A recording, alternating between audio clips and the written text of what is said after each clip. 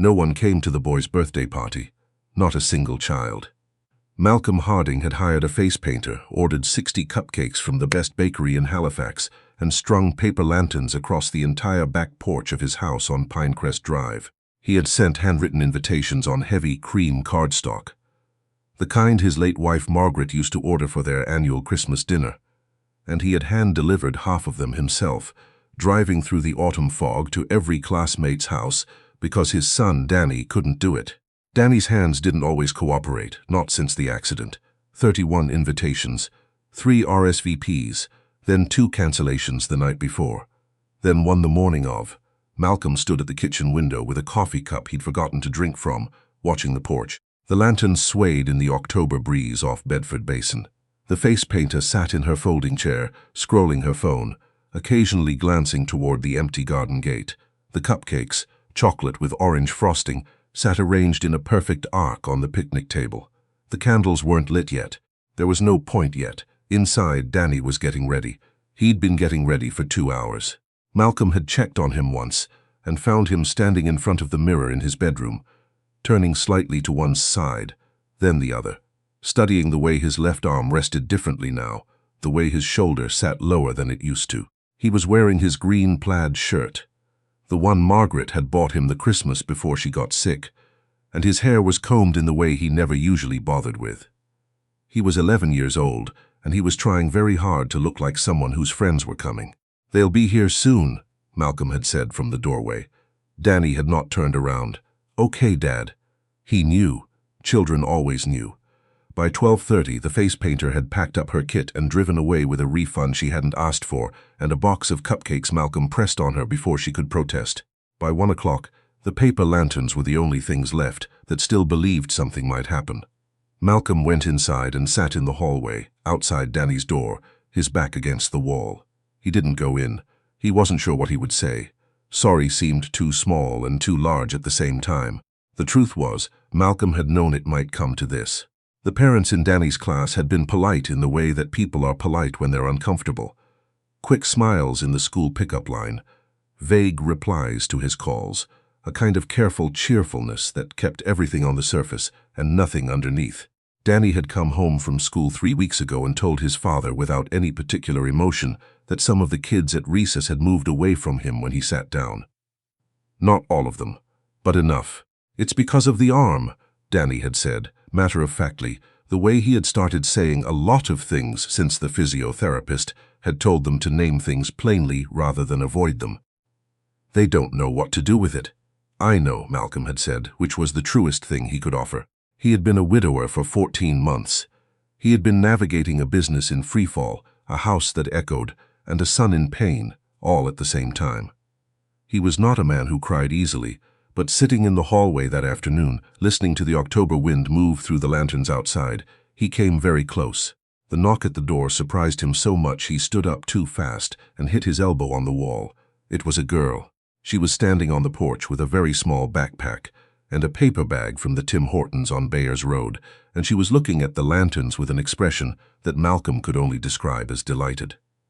"Those are beautiful," she said when he opened the door. She was perhaps 10 or 11, with dark braids and mud on her sneakers and the kind of directness in her face that sometimes skips childhood entirely.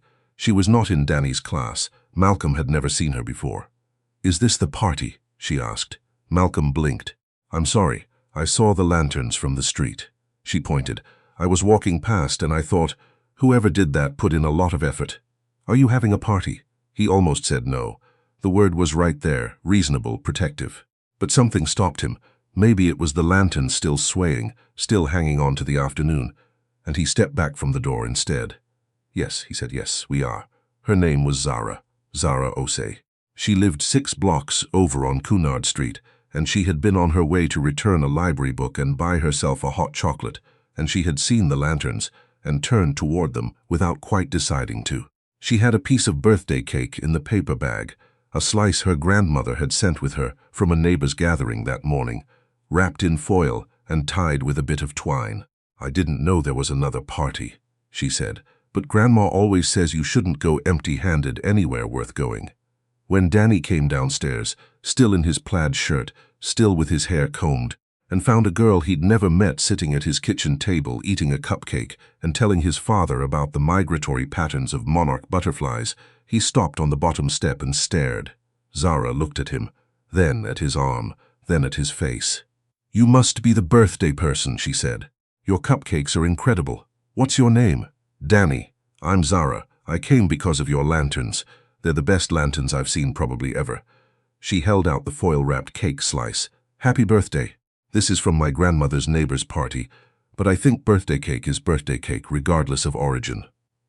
Danny looked at his father. Malcolm gave a very small shrug, meaning, "I genuinely cannot explain this either, but I think it might be all right."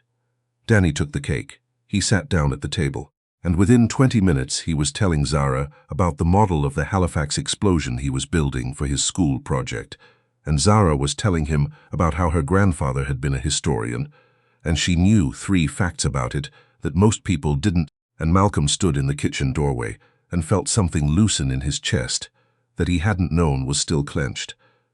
They spent the afternoon in the backyard. Zara had declared the face painting kit abandoned on the porch, a resource not to be wasted, and had proceeded to paint an extremely ambitious map of Nova Scotia on Danny's right arm while he directed her on the placement of Cape Breton. Malcolm lit the candles. They sang.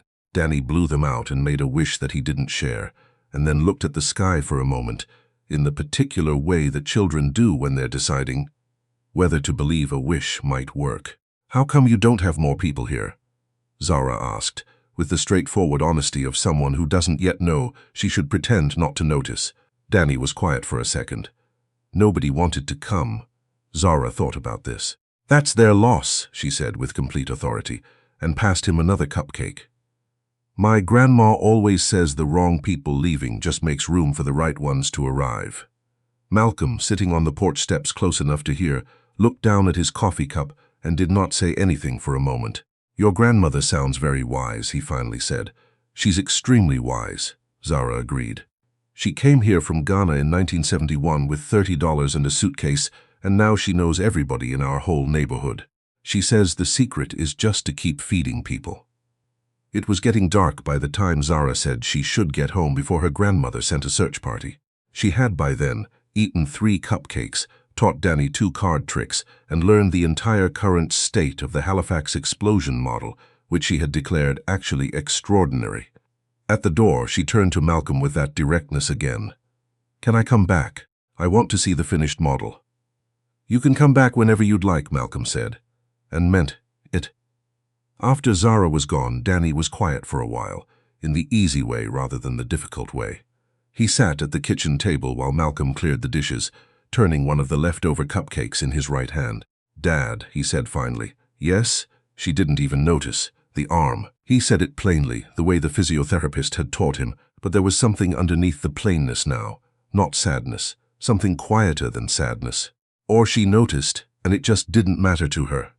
"I think it was the second one," Malcolm said. Danny nodded slowly and finished his cupcake. That night, Malcolm stood in the study that had been Margaret's, looking out at the back garden where the lanterns still swayed, faint in the dark. He still hadn't taken them down. He wasn't sure why. He found his hand resting on the spine of a book Margaret had been halfway through when she died. She'd marked her place with a grocery receipt, as she always had, and he'd never moved it. He thought about Zara's directness, the way she'd looked at Danny's arm and then at his face, and the gap between those 2 moments had been so small, it was almost nothing. Malcolm had spent 14 months trying to engineer exactly that kind of grace: therapy appointments, social skills workshops, the right school programs, and a girl carrying a Tim Hortons bag had walked past a row of paper lanterns and accomplished it in an afternoon. His phone lit up with an email from his business partner Neil. The subject line read, "Board wants meeting Q4, unavoidable." Malcolm set the phone face down on the desk. Harding and Merritt Interior Design had been one of the most respected small firms in Halifax for over 2 decades. Margaret had co-founded it with Malcolm in their 30s, designing spaces that she'd always described not as beautiful but as livable, places where people could actually be themselves. Since her death, Malcolm had kept the firm, running through sheer stubbornness, but the cracks were showing. 2 senior designers had left. 3 major contracts had stalled. Neil had been gentle about it, then less gentle, and now apparently the board, such as it was, 5 people around a conference table at the Westin, wanted to talk about the future. Malcolm already knew what they wanted to say. They wanted to move the firm toward corporate clients, higher margin work, the kind of impersonal elegance that photographed well and felt like nothing. They had been nudging this direction for a year. Malcolm had been nudging back. He turned off the study light and went to check on Danny. His son was asleep with one of the model explosion ships balanced on the nightstand, and Malcolm carefully steadied it before turning off the lamp. He stood there a moment in the dark. She would have loved her, he said, to no one in particular. That girl. She would have been absolutely delighted. Zara came back on Thursday. She came back because she had found at the library a book about the 1917 explosion that had a chapter Danny didn't know about, the response of the Africville community specifically, and she thought he should have it for his project. She had used her library card to take it out and brought it in her backpack alongside her own homework, which she spread on Danny's kitchen table and completed with efficient speed while Danny read the chapter aloud. Malcolm came home from work to find them both there, and Zara's grandmother standing in his front hall, having dropped Zara off, looking at the photographs on the wall with a steady and appreciative eye. Her name was Abena Ose, and she was a small, very upright woman in her 70s with silver-streaked hair and an expression of someone who has seen a great many things and found most of them interesting. She had a tin of shortbread under one arm. "These are good photographs," she said, when Malcolm came through the door. "Is this your wife?" "Yes," Malcolm said. "Margaret. She passed last year." Abena looked at him for a moment in the direct way that Zara had, apparently a family trait. "I'm sorry," she said. "She looks like someone who knew what she was doing." "She did," Malcolm said. "More than I did, most of the time." Abena nodded, as if this was the right answer, and handed him the shortbread. "Then you should be paying attention to what she built." They had tea while the children worked at the kitchen table. Abena told him about coming to Halifax from Accra. She had come with her late husband Joseph, who had been an engineer, and they had spent 40 years in the North End, raised 3 children, and buried Joseph 6 years ago in the same church where they'd been married. She talked about Joseph the way people talk about someone they still expect to see around the corner, with a kind of fond present tense. "Do you miss him every day?" Malcolm asked. "Every hour," Abena said simply. "But you learn to carry it differently. The first year it sits on your chest. The second year you start to find your feet under it." She looked at him over her teacup. "You're still in the first year, I think 14 months, Malcolm said. "Yes," said Abena. "Still the first year." She left before dinner, but not before she had assessed the kitchen, noted that Malcolm's spice cupboard was entirely too sparse, and made Zara promise to bring a list of what was missing on her next visit so Abena could send some things over. That evening, Danny asked if Zara could come to his school project presentation. "You want her to come?" Malcolm asked, careful. "She knows more about it than anybody in my class," Danny said. "And she doesn't look at me like that." Malcolm knew what like that meant. He didn't make Danny explain it. "I'll ask her grandmother," he said. The board meeting at Harding and Merritt happened on a grey Tuesday morning. Malcolm sat at one end of the long table while Neil and the other 4 board members laid out their case with the careful reasonableness of people who had rehearsed. The firm needed to reposition. Corporate contracts, hospitality design, high-end residential, the kind of work that generated consistent revenue and didn't depend on the smaller community commissions that Margaret had loved and Malcolm had kept taking. "These community projects," said one of the board members, a man named Gareth who had joined them 2 years ago with investor money and a background in commercial real estate. "They're meaningful, I understand that. But they're not sustainable. We can't build a firm on goodwill. We built this firm on it," Malcolm said. "You built it on Margaret's vision," Neil said, and his voice was kind but honest. "And Malcolm, I think you know that some of what we've been holding on to isn't strategy. It's grief." The room went quiet. Outside, rain moved across the harbor. Malcolm didn't argue. He sat for a moment with the truth of what Neil had said, the way you sit with something uncomfortable but accurate. "I need a week," he said finally. "Malcolm, 1 week. Give me a week." He drove to Danny's school that afternoon. The project presentation was in the gymnasium, which smelled of rubber mats and floor polish, and every table had a display board and a small presenter, and most of them had at least one parent hovering with a camera. Danny's table had his model, which was genuinely remarkable, and Danny and Zara, standing slightly to the side with her hands in her hoodie pocket, reading the information cards with the focused attention of a person at a museum. A girl from Danny's class stopped at the table. She looked at the model. Then she looked at Danny's arm the way most of his classmates did, and then looked quickly away and started to move on. The explosion moved windows in Truro, Zara said conversationally to no one in particular. That's over 100 kilometers. Danny figured out the scale of it for this model using actual blast radius data. The girl paused. Really? Ask him, Zara said. The girl looked at Danny. Danny looked back, and for a moment he was perfectly still, and then something in him settled and he said, yeah. You want to see how I calculated it? Malcolm watched from across the gymnasium. He stood with his jacket still damp from the rain and his coffee going cold in his hand, and he watched his son lean over the model and start explaining something to a classmate, and the classmate lean in to look, and Zara drift diplomatically to the side to give them space. He thought about what Abena had said. Pay attention to what she built. He thought about Margaret, who had always said that the best rooms were the ones where people forgot to be uncomfortable, where the design was so honest that people just became themselves. She had refused, more than once, to take contracts that asked for impressive over livable. Impressive is for photographs, she used to say. Livable is for people. He stepped outside into the rain and called Neil. I'm not changing the firm's direction, he said, but I want to show you something. There's a community I want us to design for. Zara's neighborhood, the North End. Abena Osi knows everyone there. There's a community center that's been underfunded for years. I want to propose it as a pro bono flagship project, not charity. An investment. If we do it well, and we will do it well, it will do more for this firm than any corporate lobby ever could. Neil was silent for a moment. Malcolm, Margaret was right about what we built. I just forgot to defend it. Another silence. Then send me a proposal. 3 days later, Malcolm drove to Cunard Street. He brought Danny, who brought a copy of the finished project report that had received, to the great surprise of his teacher, the highest mark in the class. Abena met them at the door in a housecoat and an expression of benign expectation, as though she had known they were coming. The apartment was warm and full of the smell of something baking, and the walls were covered with family photographs and a few framed pieces of kente cloth, and a picture of Joseph in his engineer's hat on what looked like a construction site somewhere very sunny. He built a water treatment facility, Abena told Danny, following his gaze, in the town where I grew up, so the children there could have clean water. She said it simply, the way you say something that doesn't require ornamentation. He sounds like he was incredible, Danny said. He was ordinary, Abena said, in all the best ways. He just never stopped asking what he could do. They had lunch. Abena had made groundnut soup, and there was fresh bread from a West African bakery 2 streets over, and Danny had 2 bowls without being asked.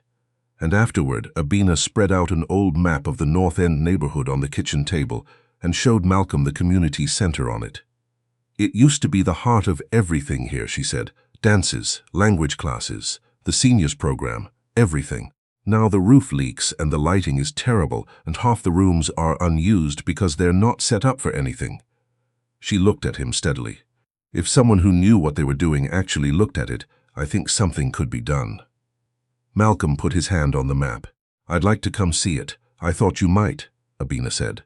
Outside, while Abena was showing Danny her small balcony garden, a remarkable quantity of growing things in pots, including 3 varieties of pepper and something she called her very stubborn tomato.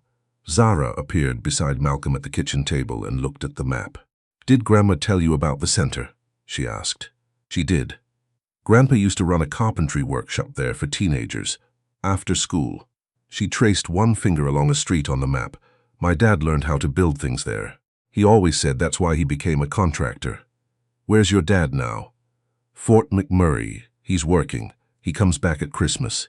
She said it matter-of-factly that she said most things, not without feeling but without asking for pity. Malcolm thought of all the forms of absence, the way they each left different shapes. Zara, he said, what would you most want that center to be? She thought for a moment. She was not a child who answered questions quickly or carelessly. A place where you can be smart and it doesn't make you weird, she said finally. A place where you can work on something real and people take it seriously. She glanced toward the balcony. Like Grandpa's workshop, I think, but for everything, not just carpentry. Malcolm picked up his pen and wrote that down, word for word. The Harding and Merritt Board approved the North End Community Center proposal 8 days later, with 2 votes against, one of which was Gareth, who submitted his resignation the following morning in an email that used the phrase fundamental misalignment of vision twice. Malcolm read the email at his kitchen table while Danny was getting ready for school, and found he felt nothing about it, except a thin, clear relief. The preliminary design consultation began in November, and Abina, true to her word, did know everyone in the neighborhood. She introduced Malcolm to the seniors who had been meeting in the building's back room for 15 years on folding chairs that were slowly losing the battle with gravity. She brought him to meet the woman who ran the after-school tutoring program out of her own apartment, because there was nowhere else. She stood beside him when he met the youth worker who had been trying for 3 years to get funding for a workshop space, and she watched Malcolm's face while the youth worker talked, and afterward she told him quietly, "You see it. Good." He did see it. He saw what Margaret would have seen, a community of people who had been doing extraordinary things in spite of their spaces, not because of them. What the center could become, if it was designed for who actually used it, was something that he thought about on his drive home and through the evening, and sometimes at 3 in the morning when the house was quiet enough to think clearly. Zara came every Thursday. She had become, in some arrangement that no one had formally acknowledged but everyone understood, a fixed point in the week. She brought library books she thought Danny should read, and library books she thought Malcolm should read, which was a distinction she took seriously. She showed Danny card tricks, and Danny showed her the incremental progress on a new model. He had moved, after the explosion project, to building a scale replica of the Dartmouth Ferry Terminal circa 1960, which Abina had declared historically significant and agreed to advise on. One Thursday in December, Abina came with Zara and brought a pot of soup and sat in Malcolm's kitchen while it warmed on the stove. She did not say much for a while. She looked at the photographs of Margaret that still hung in the front hall and at the Christmas lights Malcolm had finally, tentatively put up, the first since Margaret died. "You're doing better," she said. "Some days," Malcolm said. "That's how it goes." "Some days." She looked at him. Margaret would be proud of the center project. I hope so. She would. And she'd be glad for the children, too. Abina nodded toward the sound of Zara and Danny in the next room, some ongoing argument about whether the 1960 ferry terminal had had a particular kind of railing that Zara was defending, and Danny was skeptical about. "They're good for each other. Zara is good for a lot of people," Malcolm said. "I don't think she knows how much." Abina smiled. "Oh, I think she knows. She just doesn't make a fuss about it." She folded her hands on the table. "That's a thing you either learn young, or you spend the rest of your life unlearning its opposite." In the other room, Danny laughed suddenly at something Zara said. A real laugh, the unguarded kind, the kind that Malcolm had almost forgotten the sound of. He stood very still at the kitchen counter for a moment, just listening to it. "Abina," he said. "Yes. Thank you for letting her come here." Abina gave him a look that was almost amused. "You think I let her? That child came on her own and I followed.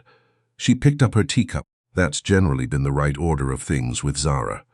The North End Community Center reopened the following September.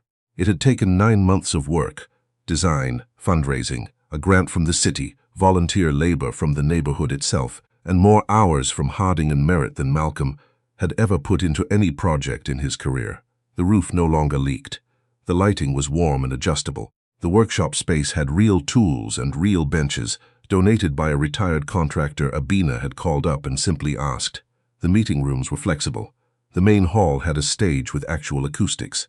Malcolm stood in the main hall the evening before the opening, when it was still empty and smelled of fresh paint, and thought about Margaret. He did this the way he had learned to, without trying to stop it or speed it through, just letting it be present, the missing, the gratitude, the strange coexistence of grief, and something that was, quietly but genuinely, beginning to feel like his life again.